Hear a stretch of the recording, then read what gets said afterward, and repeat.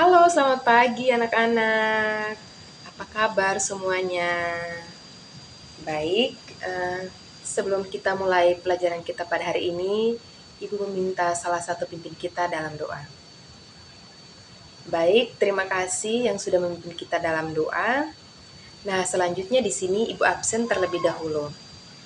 Baik, yang pertama Kamelia Nahak, Katarina, Maria Fatima. Baik, semuanya hadir ya. Nah, selanjutnya di sini materi kita pada hari ini yaitu tentang sel. Nah, sebelum Ibu menjelaskan materi kita pada hari ini itu tentang sel, di sini Ibu ingin bertanya dulu, apakah ada yang tahu apa itu sel? Nah, sel adalah unit terkecil dari makhluk hidup dan merupakan tempat terjadinya peristiwa genetis makhluk hidup. Nah, di sini juga terdapat dua struktur sel. Yang pertamanya itu ada sel prokariotik dan sel eukariotik. Nah, di sini Ibu ingin bertanya lagi, ada yang tahu apa itu sel prokariotik dan sel eukariotik? Nah, sel prokariotik adalah sel yang tidak memiliki membran inti. Biasanya itu terdapat pada protista dan bakteri. Sedangkan pada sel eukariotik itu adalah sel yang memiliki membran inti. Contohnya itu pada sel hewan dan sel tumbuhan. Nah, baik di sini anak-anak bisa melihat pada gambar itu terdapat gambar sel tumbuhan dan sel hewan. Nah, sel tumbuhan di sini bagian-bagian sel tumbuhannya itu di sini ada badan Golgi, vesikel, ada vakuola, ada RE bebas, ada nukleus, ada dinding sel, kloroplas, mitokondria, mikrotubulus, dan membran plasma. Nah, sedangkan pada sel hewan itu terdapat bagian-bagiannya yaitu ada mikrofilamen, mikrotubulus, ada mitokondria, membran plasma, vesikel, lisosom, ribosom bebas, ada RE kasar, RE halus, badan Golgi, dan yang terakhir itu ada sepasang sentriol. Nah, yang berikutnya itu di sini ada perbedaan sel tumbuhan dan sel hewan. Baik, Ibu akan menjelaskan perbedaan sel hewan dan sel tumbuhan. Nah, pada sel tumbuhan itu memiliki dinding sel, sedangkan pada sel hewannya itu tidak memiliki dinding sel. Nah, yang berikutnya itu pada sel tumbuhan itu mempunyai vakuola berukuran besar, sama juga pada sel hewan itu mempunyai vakuola berukuran besar. Nah, selanjutnya pada sel tumbuhan itu memiliki plastisida yang terdiri dari kloroplas, kromosom, dan leukoplas. Sedangkan pada sel hewan itu tidak memiliki plastisida. Nah, kemudian pada sel tumbuhan itu tidak memiliki sentriol, sedangkan pada sel hewan itu memiliki sentriol.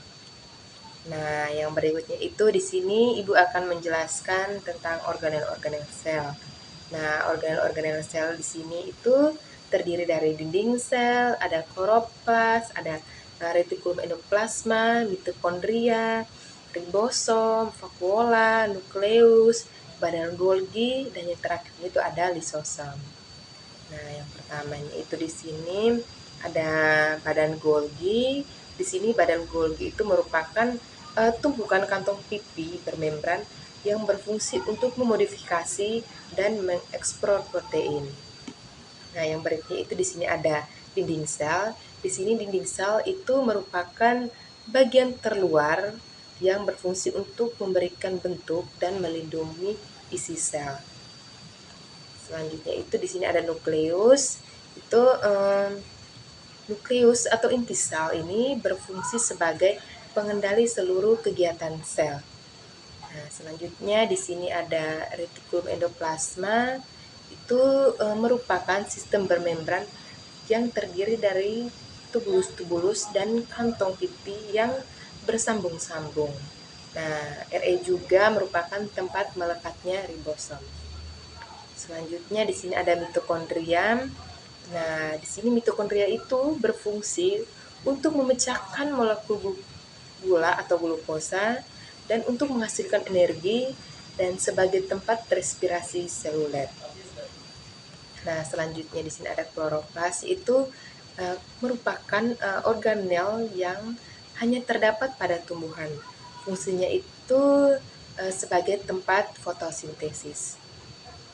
Nah, selanjutnya itu di sini ada ribosom. Nah, di sini ribosom merupakan uh, kompleks yang terbuat dari RNA ribosom dan protein yang banyak ditemukan pada mitokondria. Nah, tepatnya itu tersebar. Nah, tepat tersebarnya itu di membran dalam. Fungsinya itu dari ribosom adalah berperan dalam sintesis protein. Nah, baik, selanjutnya itu ada vakuola. Nah, vakuola sentral ini merupakan komplementer terbesar dalam sel tumbuhan. Di sini umumnya berfungsi sebagai penyimpangan pengeluaran zat sisa dan hidrolisis makromolekul. Nah, pembesaran vakuola adalah mekanisme utama pertumbuhan tumbuhan. Nah, yang berikutnya itu di sini ada lisosom. Nah, di sini lisosom adalah kantong bermembran yang berisi enzim hidrolitik yang digunakan oleh sel hewan untuk mencerna makromolekul yang diambil ke dalam sel dan mendaur ulang materi intraseluler serta berfungsi untuk menguraikan organel rusak. Baik, sekian materi kita pada hari ini. Ibu harapkan untuk anak-anak jangan lupa belajar ya. Baik, selamat siang dan terima kasih. Baik, selamat pagi dan sampai jumpa.